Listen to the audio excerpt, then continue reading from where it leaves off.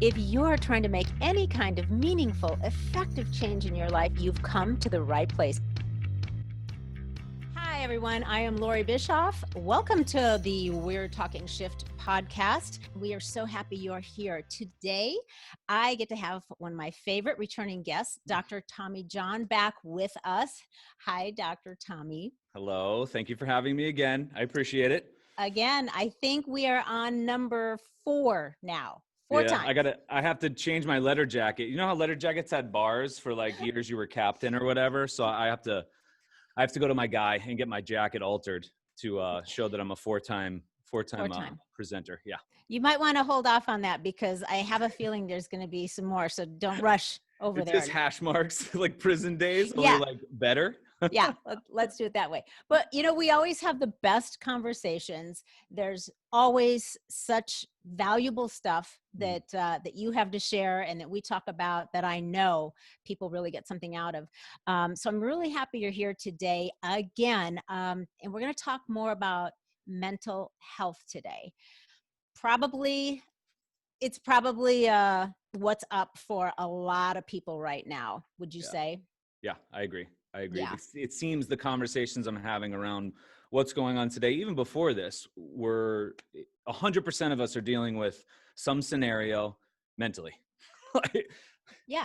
It's on all our plates. It's everybody. We all have to address this and acknowledge it and then make it just like exercise, I agree. And, just before we dive too deep into it, Yeah. I think it's important that we just clarify for people that when we're talking about mental health, we're not talking about, people that are clinically psychotic. And that's not what mental health is. I mean, that's an aspect of mental health, but mental health really, we're talking about, right, our emotional, our psychological, our social well-being, correct? Yeah. Our Right. thoughts and feelings, and then our perception into everything. It addresses everything. We have feelings towards everything. So it's interwoven into every aspect of our lives. Right. It affects how we handle stress and make decisions and everything. So I just wanted to get really clear on that before Yeah. we jump into, to a serious topic. But I mean, mental health issues are nothing new, but of course,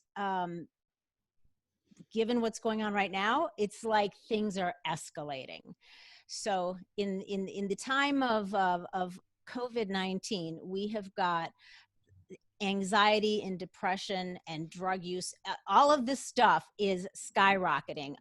People are getting desperate. And as you and I both know, desperate people do desperate things, and they're not always the right things.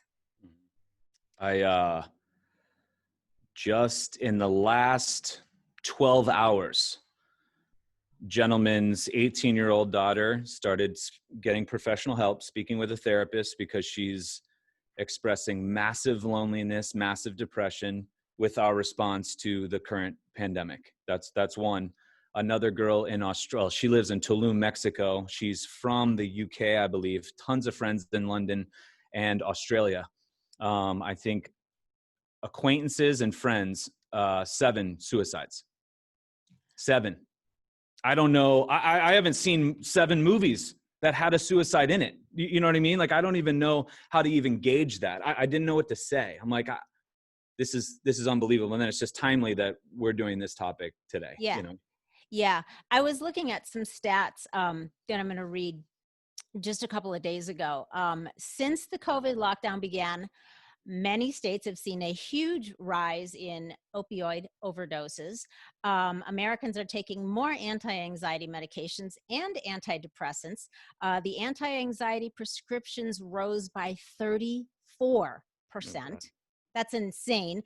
Antidepressant prescriptions jumped by over 18%. Now that's just on those couple of things. I didn't dig for all the other, crazy stuff that's going on out there, but those are pretty frightening stats right now. And, here's the thing. I'm wondering how many people that are now doing, telemedicine with their doctors. Yeah. So they can't even take their blood pressure and any other stats, right? They're just saying, I'm depressed or I'm anxious, I'm stressed, and they're getting prescriptions. So how many of these people now, once this time frame that we're in passes, and at some point it will, Right. once it passes, how many of these people are going to be now dependent on that? And what is that looking like? It's frightening. I know. And that fallout, that's why I don't think we're looking at this the appropriate way, regardless of where you sit on what's going on right now, how we're handling it. I honestly kind of wish it was just a virus, even a man-made lethal, like make the most potent, because what we're going to have to deal with after this to either wean people off certain medications from their fallout, or families having to repair after suicides, or dealing with family loss, coming out after this. Like, great, the virus is gone. I don't have a sister, and we don't have our business, and we don't have, you know what I mean? Like, great, we survived this. The biggest, the scariest, this is the part that just breaks my heart, are we're talking about these words. Everybody, I'm sure, is in their minds picturing an adult going through this, but it's children. That's the biggest component that I Yeah. think is, It's that's the part that really gets me, that we need to focus on for sure. Yeah, it's awful. And I've known a few, some younger people, Yeah. not necessarily children personally, although I know that that's a huge problem right now with children being afraid out of their minds, but even teenagers, older teenagers, just having this hopelessness about, what's happening, what are we doing, and suicide has come up as a topic for a lot of these people, and that's just, it's it's a big damn deal. And I Yeah. remembered your story, about your brother, Yeah. and there's a lot of connective tissue here with between that and some of the stuff that we're talking about. So I know it's a tough one, but you want to talk about your brother's story? Yeah, absolutely. So he, first of all, when I'm speaking about this person who's my brother, if you could picture, he was my best friend, right? So that person, we all have our best friends in our lives. Now throw that it's also your brother. Um, so our temperaments, our styles, our tastes, our sense of humors, our personalities, he was a little more gentler and a little steady on the calm meter. He rarely went up, um, which I respected and honored in that. I always looked up to him to that. But he started to, we noticed, my mom noticed he was cutting. He had some slashes on his arm, pretty common. Um, we thought we could go get him from Charlotte, North Carolina, bring him out to Chicago to live with my sister and I, near us, just a different environment. And that somehow just changing the environment, you'd be fine. He'd be fine. He'd be safe. And he Right. How came old was out, he at this and time? what's that? TJ, how old was he at this time? This was like He 10 years was ago, right? he was 26. Okay. He was 26 years old, and so 25 years old. And so he comes out, and then came his first, I mean, he gets a job. He's hanging out with his family, of the side of the family that were really open and really, non-judgmental, and it's like a real healthy family dynamic. He's starting to see stuff. My sister took him in as a son, really, when she's got her own family. What my sister did for him was incredible, but kind of showed him the ropes on certain things. And then nothing's resolved. There's still the underlying factors, just like injuries have underlying factors. All sorts of the ways the body expresses it needs help. There's reasons it needs help, and we didn't really pay attention to those because we didn't really know what was going on, right? And so then all of a sudden he disappears one day, and we used the help of the Chicago Bears. My brother-in-law played with the Bears, so we used their links to the FBI, some other things, right? We pulled some strings and found him in a hotel in Indiana, and he had done sleeping pills and alcohol, a real benign way to sort of attempt to kill yourself. I know it sounds really grotesque, but once that happened, he's now admitted into the ER, and now you're in this stream. And when the Western medical model of psychiatry takes you into that stream, and you have that label, you're in that label and you're in that stream, and he's, whatever it was, manic, depressive, bipolar, like whatever the labels were. He was on lithium, he was on Seroquel, he's on some really crazy antipsychotic medications. And so it was this up and down battle over the next 4 years of his life, trying to manage the meds, which is fairly sort of Russian roulette style. And Yeah. I saw some really great days. I saw some mania days, and I saw some real low days. He made 3 more attempts on his life, each one getting more sort of grotesque. If you want details or whatever, we can go into them. To me, there were nothing, because I'd seen, you're looking through like the source of it. Like if he's covered in mud, I know the soul inside is a clean, really decent. So, so we go into, and there's blood and there's some experience, and it's like, wait, no, this is all just like almost costume fluff. There he is. There's my brother. All right, he's all right. And he ended up having, after the last attempt, which doesn't take him, because he knows how to really cross over and end his life if he wanted to. He could take a certain combination of medications that would end him in minutes, or he could, hang yourself or shoot yourself. I mean, it's scary just to talk like this, but I'm real open. So I apologize if this is, too much for people, but No, I think more it's people good are, though, because we want people to be watching and aware, because almost everybody knows somebody or right, knows somebody that right. has somebody close to them. And so you want to know, what are you watching for? What are the signs? And what are some of the things like we should talk about? Like I've talked about this at dinner tables in public, and everybody's kind of like looked at me like, are we really talking about this? It's a human thing that 100% of us are dealing with. 100% of us know somebody who knows somebody, or immediately in our home. It's for sure, or you're going to at some point. He ended up stabilized over the evening. I dropped him off at the ER, and then at 6:30 in the morning, he had a seizure and passed away. And the nurse called me the next day, and that was the end of his life. And it was, or a leveling up of his life, depending on where you look at it. He's definitely somewhere better.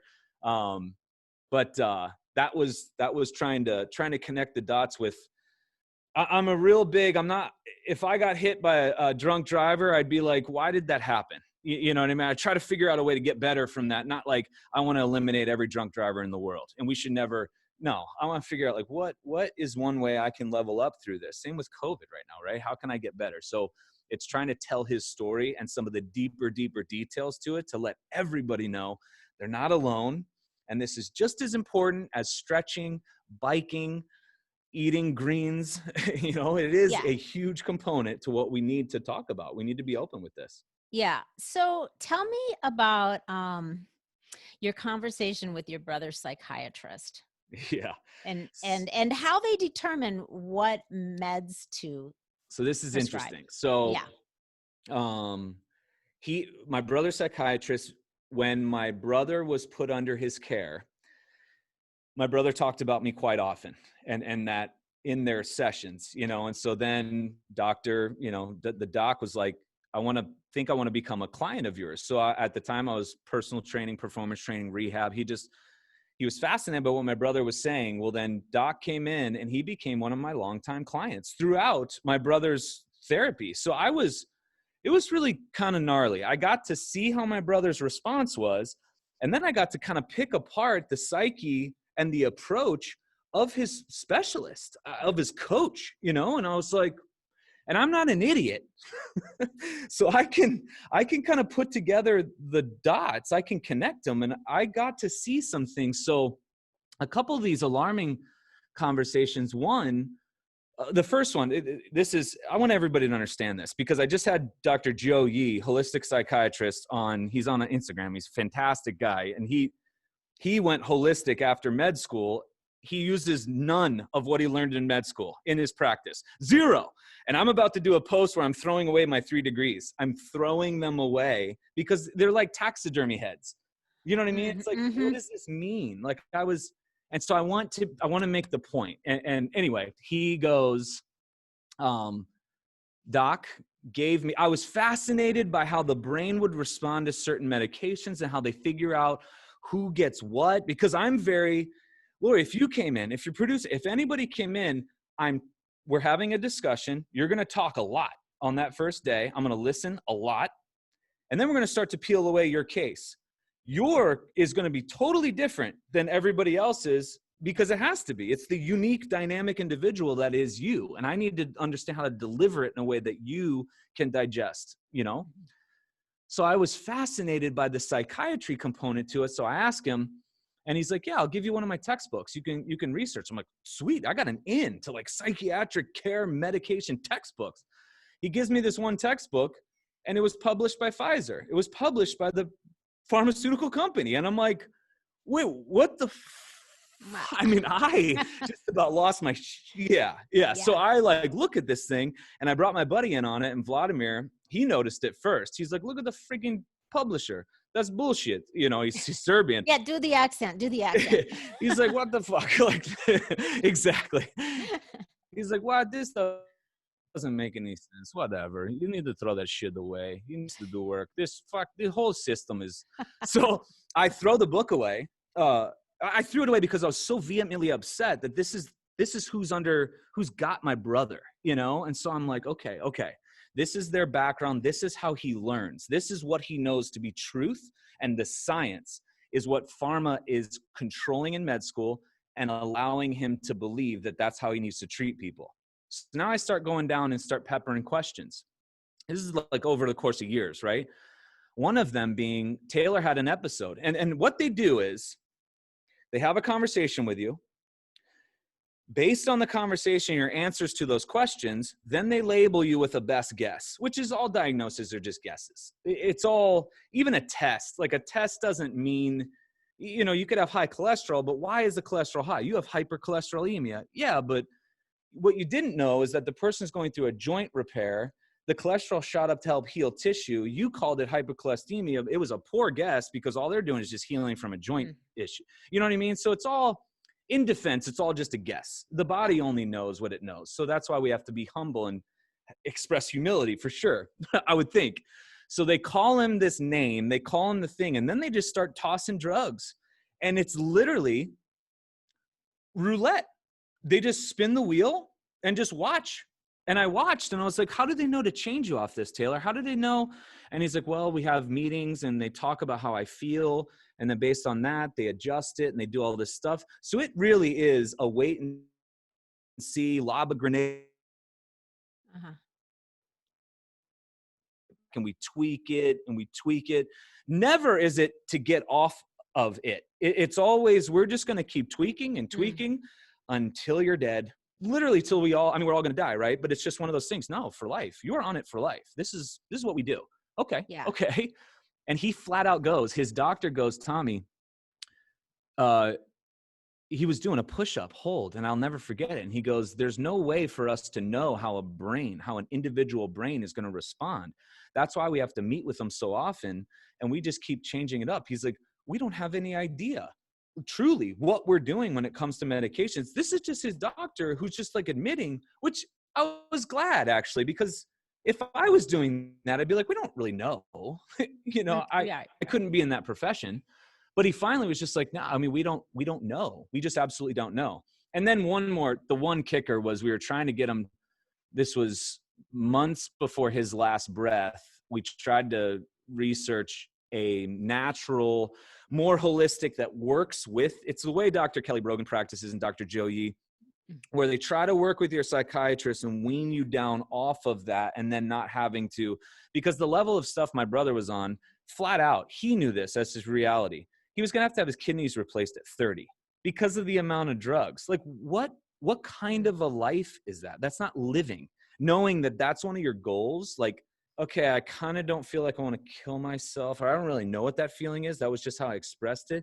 But I'm going to have an organ transplant. What? And I'm 25?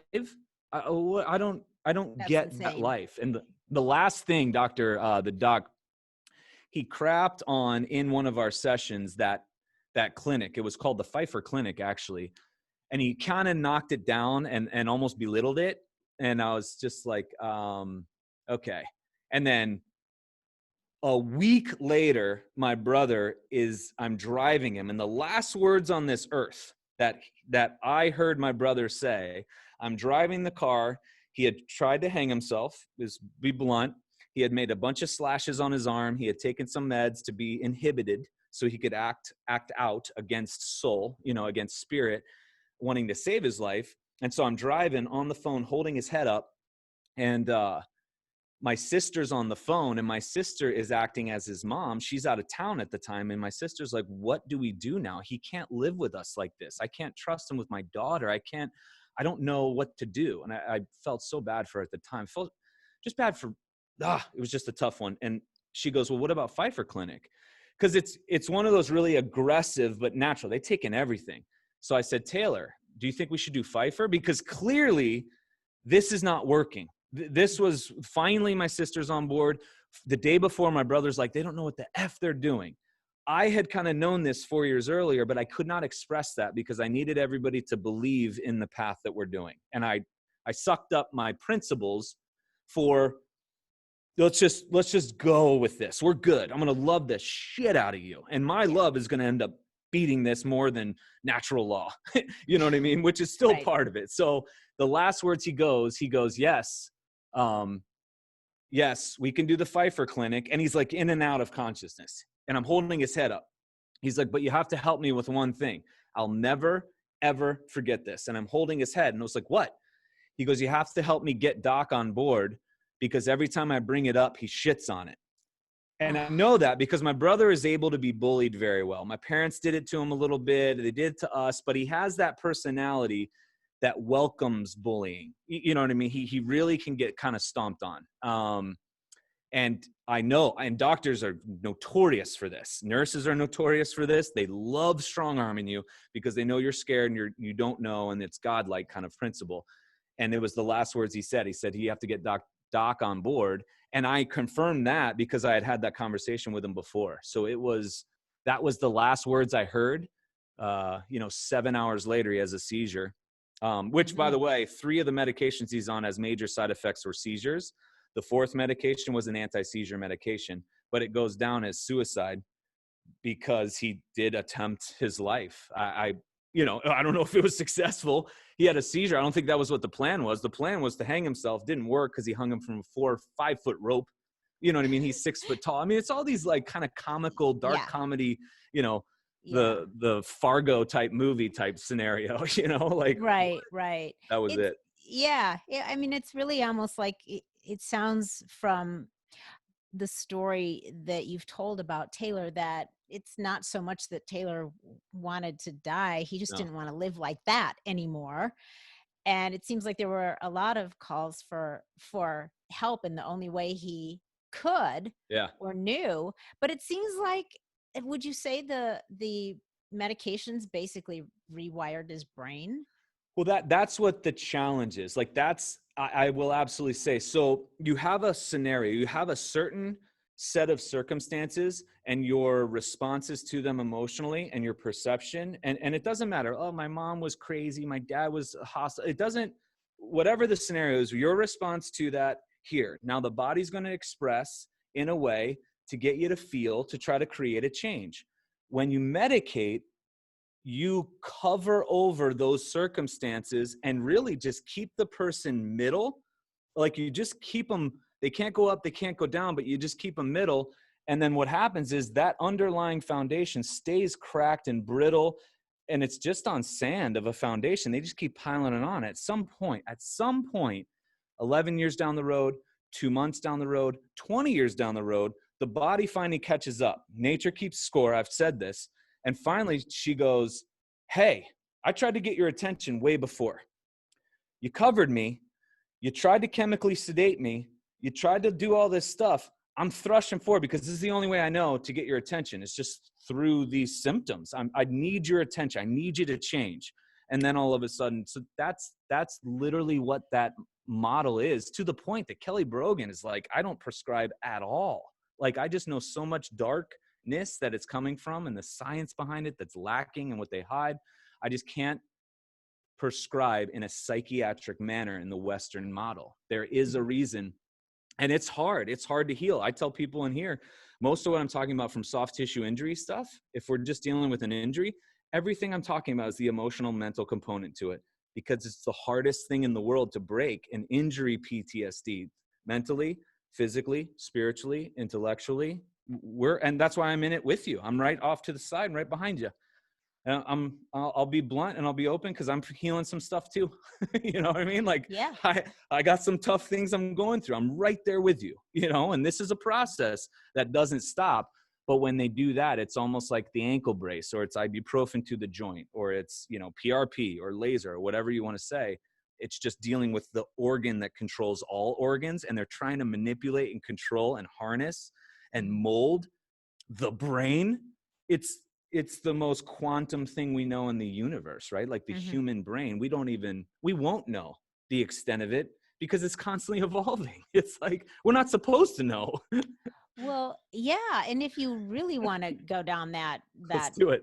place for a bit, I mean, then you think, okay, but what's controlling the brain? I mean, because then you have your mind, and the Right. mind isn't the brain, right? So, and that's just something that is, it's like infinite, right? Oh, And seriously.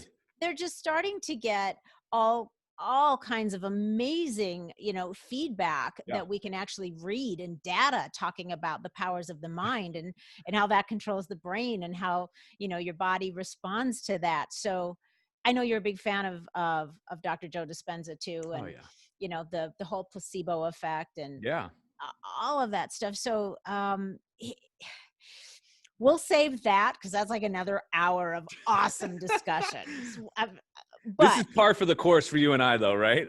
I know, I know, I know. Okay, but here's what I want to ask about though too. Yeah. You said something when I was listening to your story and one of you about Taylor on your podcast a while back. And you said commercials are diagnosing the human experience. Let's talk Yeah. about that. What do you mean by that? Everything we go through, everybody listening, you and I, the people we haven't even interacted with, people we don't even know, it's all about the experience. It's all about experiencing something, and then you feel something with that experience. You learn from that experience. You are constantly pulling in all this information because the brain is kind of dumb, but it's really smart in that it doesn't know. It only knows what it's getting from these receptors from the body. It needs information to then make these changes or these adjustments to save itself, or really what's carrying it with this, which is like our body, right? Our meat suit. Yeah. And so it's one of those things that all that information that your brain knows, like, hey, that feeling on your leg, that was a spider last time. It might be a spider this time. Quickly move your right hand to swipe right on your leg where that is. Hey, those rocks are this distance apart. Remember the last time you tried to jump on that rock and you fell into the water? That was that. It's accessing that memory. It's accessing, and you either make that choice of, I'm going to do it again and I'm going to try harder this time, or whatever it is. But this constant thing of feeling your life, like feeling what it's like to eat food that's good for you, feeling what it's like to eat food that's maybe not so ideal, but feeling those things, Mhm. feeling what it's like to move, feeling what it's like not to move, to sit for an extended period of time, feeling what it's like to be in love, feeling what it's like to have your heart just ripped, like broken, feeling what it's okay. The industry, the medical industry, the health industry, the medicine, big pharma, allopathic medicine, they literally have you feeling, well, buying into that everything you're feeling in the human experience is a pathology. There's something wrong with you. Do you know what I mean? That it's, and pathology is like something's wrong, there's disease scenario.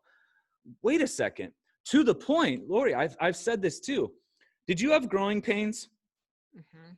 Me Not too. many because I'm short, but I did have a few. I only made it to you 5'3", so my growing pains were minimal, you did GJ. go through that, right? Like I'm like 5'11". I say 6 feet. I was 6 feet midi guide, but I'm 5'11" and like a fraction. But my knees hurt during this period of time in my life. Okay, yeah. We had, bones are growing and the muscle attachments are pulling and the body's trying to figure itself out, and it's sending feedback and letting you feel these joints grow. They call it a disease now. It's a growing disease. Wait a second. And then a disease, pathology or a disease in that model, you can code for it because you name it. So the insurance model, you code for it, there's a treatment plan that you'll get reimbursed if you carry it out. So a Mhm. growing ibuprofen, drugs, some sort of a salve, some sort of an injection, some sort of and it's like, wait a second. They literally have us thinking that every single thing we're going through is something odd, something that only you are either unlucky or genetically predisposed to go through. It's not healthy, it's not natural, that you need to be managed and maintained, because their goal, the big pharma, big medicine, their goal is to medicate as young as possible. And now they got people in the womb, ideas of in the womb injecting with pre-cholesterol medications because mom and dad are high cholesterol and just we don't want baby to. They're literally trying to sell that. And it's like, my Oh God. my God. Yeah, it's people are really buying into the idea that there's no reason to ever be uncomfortable. There's no Yeah. reason to ever be emotionally uncomfortable or a little mentally uncomfortable or a little restless Oh or yeah. yeah or in any sort of pain. So when people are feeling, distress in any way, shape, or form, rather than figuring out what's the cause of it, or maybe they know what the cause of it. Okay, I Sure. know what the cause is. So now what are some healthy ways that I can manage this or relieve myself of this? But everybody is buying into, oh no, you don't have to be uncomfortable. You don't have to do that by yourself. I've got a pill for you. And it begins. That's why I literally try to speak out. Some people are like, TJ, I've never seen anybody love their life as much as you. There was a 19-year-old kid in my office, receiver from USC.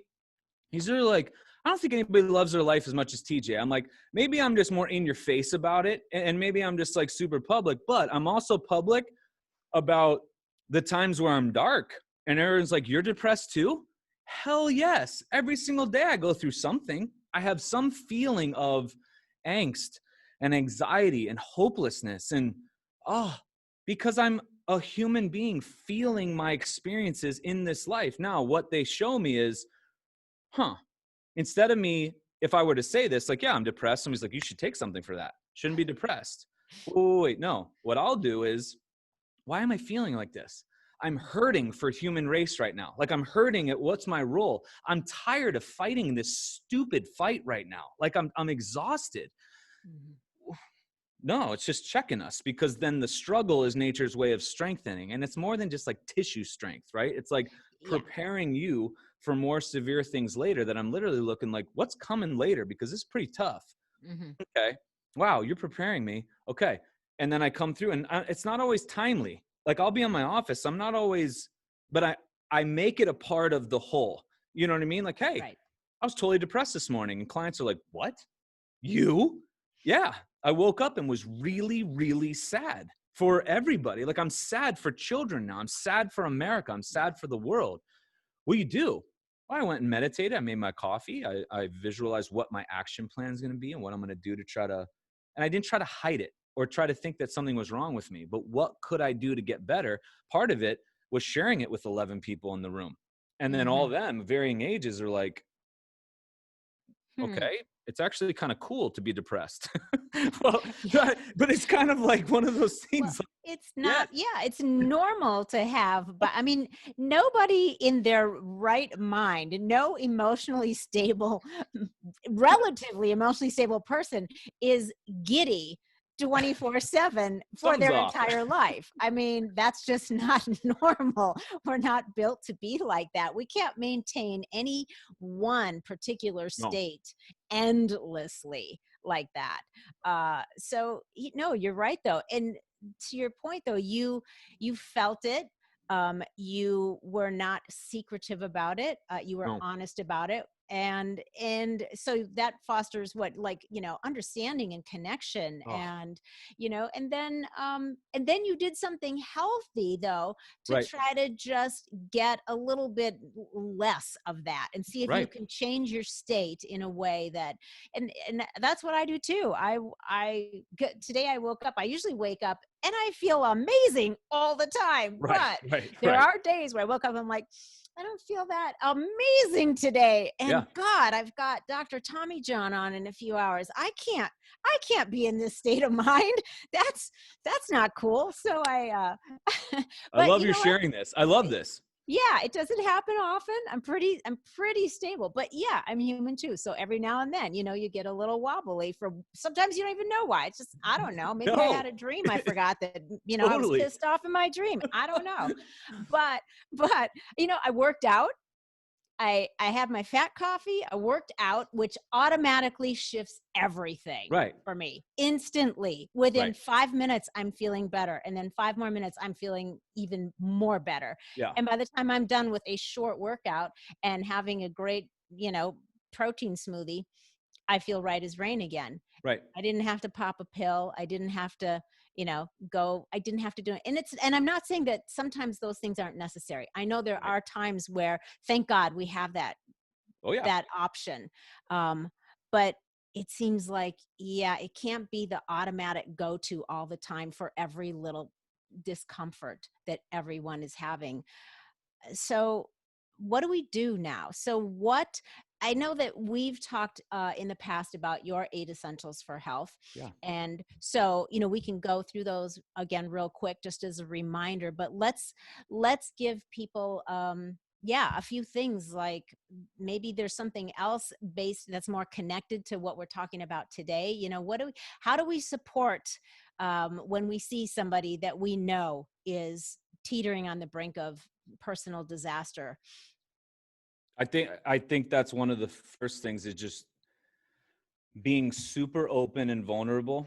And I've seen loads lifted just by me asking a question to some people, them talking, and I didn't say a damn word. I didn't offer up any advice. I just listened, and they were like, "Huh!" And there's something about talking that's why a psychiatrist, like the joke, if you lay on the couch and you talk, my psychiatrist is a cat, is all my clients, is everybody on the road who wants to listen to me, like, hey TJ, how you doing? Hmm. And I'll be honest, I'm having this. So one, have those dialogues, have those conversations. Two, realize that everything's a clue.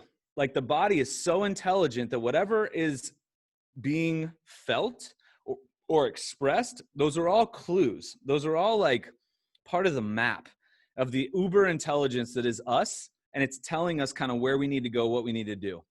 And then we bring in the 8 essentials. One, it's the belief in something greater than yourself. I think that's so huge, because then you have this idea that there is something taking care of Yeah. you, like it's got you, and it wants to work with you, and it's taking care of things you can't even be conscious of, because you would just be so overwhelmed and you just pass out. Have a purpose. That's number two. And it could be small, medium, and large. Sometimes it could literally be what you just said. Got out of bed, made some coffee with some good fat in it, moved a little bit. You could call it a day. And for some people, bam. Or for one of us, that's a day. That's a successful day. Three, your relationships. Trying to figure out who's the ones that are supporting your belief in something, in your purpose, and then who are the ones that are there to put a mirror in front of your face, it's uncomfortable. But the ones that aren't, you kind of, because you only have so much energy to go in. So we have to kind of limit that. Four, Yeah, be sleep be in that, selective. Be selective right? of the company you keep. Even with family, right? You and I have talked about that, because I feel like people are like, well, it's my family. They get a hall pass. And it's like, not really. Like, hold on, and we've chatted about that. And you're passionate about it. I'm passionate about it as well. Yeah. Number four, sleep and naps. This very, very crucial. Number five, breath meditation and prayer, some sort of time that you spend on those during the day. Number six, natural light. Even if it's cloudy, the sun's above the clouds, like, just get your skin, eyes, everything exposed to natural light on the opposite side of the window. Number seven, nourishment from real food, homemade meals as much as possible. Number eight, body movement. So with all that, it's our perception and feelings behind those things, where most people's focus today, as I see coming in my office or people I talk to, they have some sort of a diet and they have a training exercise plan, but they really don't like the diet because it's real restrictive and not even sustainable. It's real hard to keep up. So their emotions attached to that are sort of negative. And then the workout, it's really grueling. I have to hire a trainer to like yell at me. And it's just this, I don't know if I can keep this up. It's just not a positive relationship to motion and movement. And so it's one of those things that not just that, but our feelings towards everything. How do you feel about breath? How do you feel about sleep? How do you feel about your relationship? How do you feel about your purpose? How do you feel about that which is bigger than us? How do you feel about your food you're making and outside? Mm-hmm. That's going to be more profound, greater. So take that inventory of those 8, focus on the feeling portions of those. Focus on not the check the box, not the what are the items that I need to check off to be a healthy person? Because it's rare that the check the box gets you to that point. We just check all 8. Why am I not better? Why am I not a superstar? Why am I not happy? Why am I not wealthy? Why am I, whatever the value system is. And that leads me to this next portion here. Moving forward with all of this, I find I talked to Nurse Rita Rogers about this, and we said, like, what's the action plan moving forward with the pandemic going on? But what's the action plan moving forward, which is really the mental side of this whole thing, because that's really what's going to become the plan they have to really try to pitch their solution, their cure. It's going to be this marketing scheme to attack us and try to embarrass us, try to see if we're brave, try to see if we'll save. It's all these mental. They're coming at us. It's a psychological operation more than anything. So I think our mental health is the greatest thing. But moving forward, we have to understand what we value, what we believe in, and like what we need, and where all those are intermixed. Because I know you can write a list. I know I can make a list right now. What am I willing to sacrifice for what I believe and value? I know for damn certain I will give up my license. I'll give up income. I'll give up where I'm located. I can reduce down a whole lot to fight for what I believe in, what I value, and what do I need? What do I need really? It varies person to person, isn't to be judged. But with all that, now all of a sudden we're having those conversations about stuff. There's healing going on so many levels, even if a 10-year-old can still figure out what the 8 essentials are. A 10-year-old can see what values and what beliefs are. There's 6-year-olds having conversations. I tend to kind of gravitate towards the 10, 11, 12, 9-year-old with what they desire and value. And I'm like, right? Yes. Because I feel like I'm operating kind of like on that level psychologically, and just I try to keep things as simple as I can. Since Taylor's death, for sure, my perspective on life has definitely gotten simplified, and in that comes this release. But I feel like that's moving forward. What do we value? What do we believe in? What do we need? What are we willing to sacrifice to keep those? And then how can we all together as this community address our 8 essentials, which are individualized to us? And then here's the big thing. And I came to tears yesterday because I've connected how I've leveled up through this whole thing. I've connected with people in industries on social media that I might have later, right? But it got thrust. Now we're all looking like, who's all like-minded, and we're all in these like little circles now. And I'm like, wait, I'm talking to Kelly Brogan. I've read, oh my gosh, this is so bananas. But we're all here together. And that's, right. They're trying to make us feel alone and separated and distance and isolated, And yeah. That's the big thing. So yeah. And we've talked about that before too, the dangers of isolating.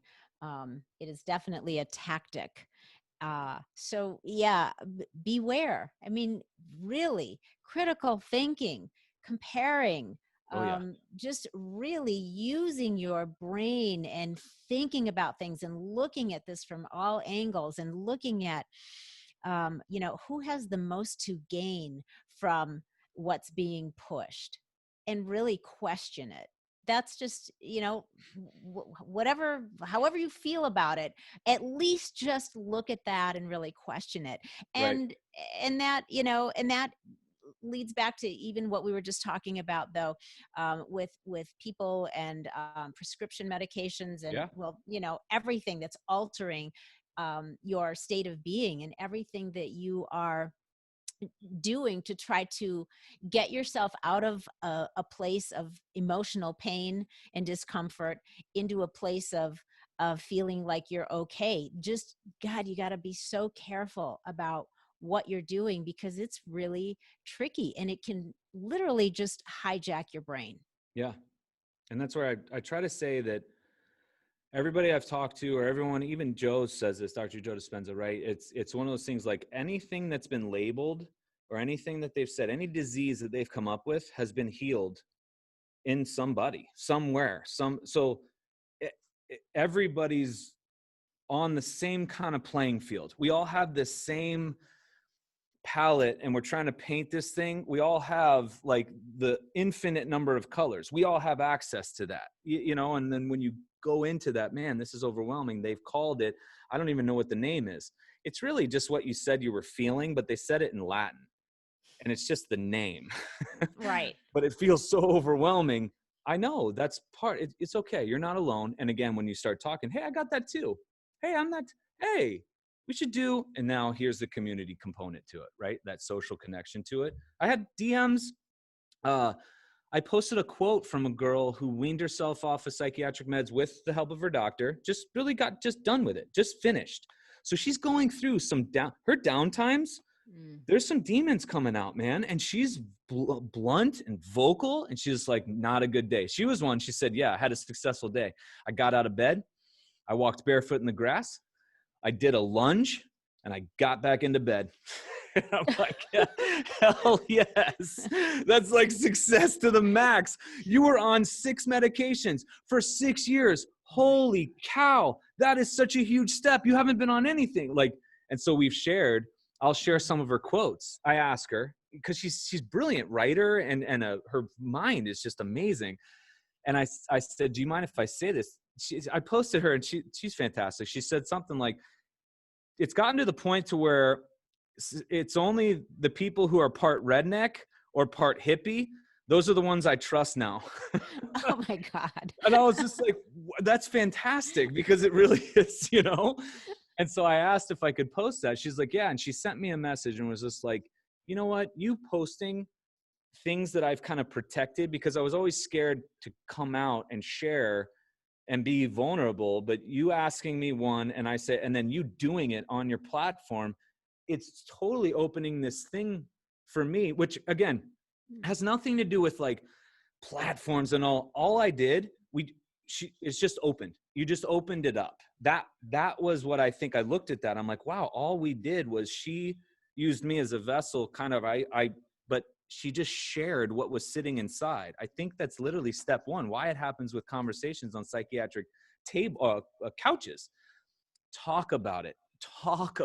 Just connect with those that'll look at you and understand, aha, you might lose a lot of people along the way. I've lost a lot of followers. I've lost a lot of people, but they just weren't seeing things the way you and I are. And I've gained so many that are so right for me at this moment in my life. I'm like, God, this is amazing. I just wish it was under different circumstances, right? Like it's amazing.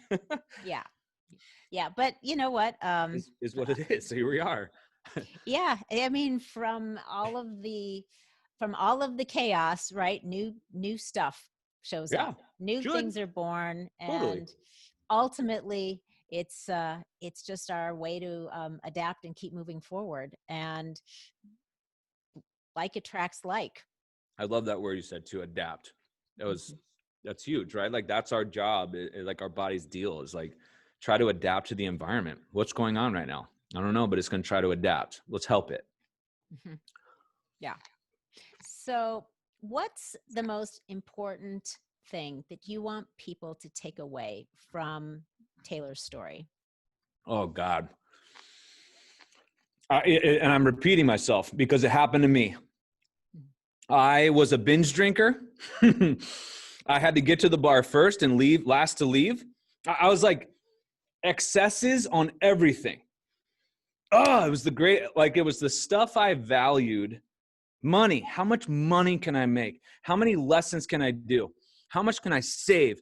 What could I buy? How many black leather jackets could I have? Every variation. It was all this stuff.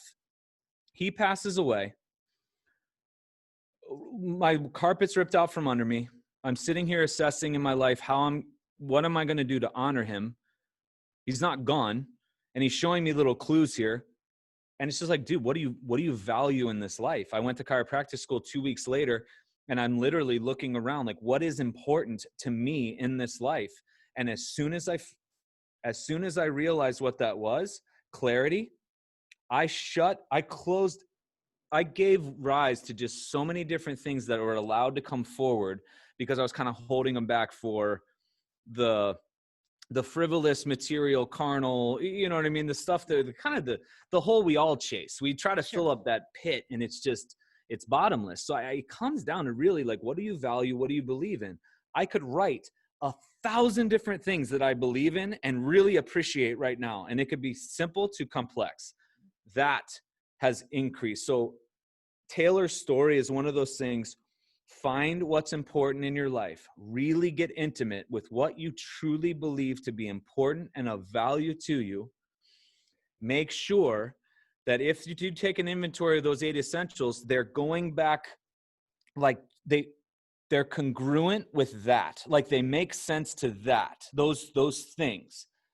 And then what ends up happening is, if a pandemic comes along, planned or not, if a slip up of some kind comes, if a divorce or if a relationship fail, or if a ticket or your license is revoked, or some these things that are like big deals in our lives, or so we make big deals, right? You're sitting there and you can calmly assess, because if you're afraid or you're panicked, you never make good decisions because the emotions shut down critical, right? Like that thought. So it's just like you're sitting here and you're just like, oh, what can I do here to assess? Okay. And then you learn how to learn from that moment and move forward and move on. And that's what I think was the biggest thing. And I do sound like I'm on drugs, Salvador Dali. Like I don't do drugs. I am drugs. But I will literally, and this is where that kid, Chris, in the office, he's like, I've never seen somebody like love their life as much as you. I'm like, I think I'm just really expressive about stuff that I'm like, holy crap, did you see that? I filmed ladybugs on the plant the other day. I was like, this little one, the things I notice now, the simplicities of life that just baffle me, that totally make me feel an inch tall, but also a part of this like massive, conduit to the ether that is just like life and us winning the lottery of life. That's it. Like, as grateful as I am for the simples, and it could be breaking bread, talking to you, going and I'm going to see a sunset, and I'm going to, you know what I mean? And I love my bed. I love like salt lamps, and I love like a neighbor, and I love my neighbor's cat. It's just like, it doesn't stop. The clippers on the back of the neck. I got to get a haircut, and I'm actually kind of stoked because the clippers on the neck, it's like one of the highlights of, it's unbelievable. It really is the simple things. It totally is. And then there's just a gajillion of them. And when a couple of them aren't present, there's so much more that you see, and there's just so much more. My appreciation for life is sick right now. I don't know. I don't know how much more I have, right? We're not guaranteed another breath. I'm good. I don't want to leave right now, but I'm good. I'm good. I think I've left my mark. I've helped some people. I think I made this world a little better than what it was when I came in. I think, like, hopefully, and that's it. I think that allows us to live at the highest level, not try to live the longest life, but the highest level as much as we can, doing as much good as we can be. Yeah. And one of the key things, you said a lot of key things that were amazing. But like driving home that point though, about really getting deeply, intimately acquainted with what you truly value, what is super important, what can't you live without? Yeah. That you really have to get very, very familiar with that and really develop a relationship with those things, those things that you value And then, Loree, intimately. isn't it like when you do have that and there's like clarity in that, people are like, oh, it must be exhaustive to live like you. Why, you say? Because you do so many things throughout your day that you have like this habits, and like you're like military. And I'm like, I don't think twice about it. It's all around the things I value and believe in. So it's just, there's no other alternative. There's no, like, I don't have another choice, because it's just the decisions that I'm making towards that. Like, yeah, that's you can't knock me off this, and that's infectious, right? It is, it is. And when you're doing those things, those are the things that light you up. Oh, Those are the things that make you feel, happy and joyful and peaceful or excited or rising to a challenge or, they light you up in some way. So it doesn't take really any discipline. It doesn't take work. It's just, that's the state of being that feels really good. So you'll right, want to be in that state as much as you can. It's not hard when it becomes, when it's so natural. right. That's the thing. This is just how it is. Like, what are you going to do? Are you going to, no, I'm going to do this. Oh, I bet you there's just no, it's like beam. I fall off beam. Maybe I'm back on beam. Like this is it. The path is there. Stone. Okay. The stone doesn't make me change direction. I just go over, around it or under it, but I'm going that way, you know? Exactly. All right, my friend. Remind everyone where they can find out more about you, your website, and all the good stuff. So my website is drtommyjohn.com, drtommyjohn.com. And then through there, you'll see all my social media outlets. Very active in Instagram, Facebook, and then Twitter as well. I do have a YouTube channel with some how-to kind of training videos. I'm going to start putting more movement stuff on there. But yeah, and another thing, if anybody has any questions or concerns, or you just want to bump something off of me or share something with me, I do respond. Like I do look at those. Send me a DM, tell me what's up, whatever, and I'll get back to you. I know that there's a lot of people responding like, I can't believe you got back to me. I'm like, what is this? This is like a walkie-talkie, man. Like, of course you talk through the walkie-talkie. I'm just talking back. Yeah. So you're not alone out there. Yeah. Connect with as many people as you can. And here's the thing. If I or Loree cannot answer, or I will absolutely admit I have no idea what you're talking about, but here's somebody who might, and I will connect you with that person.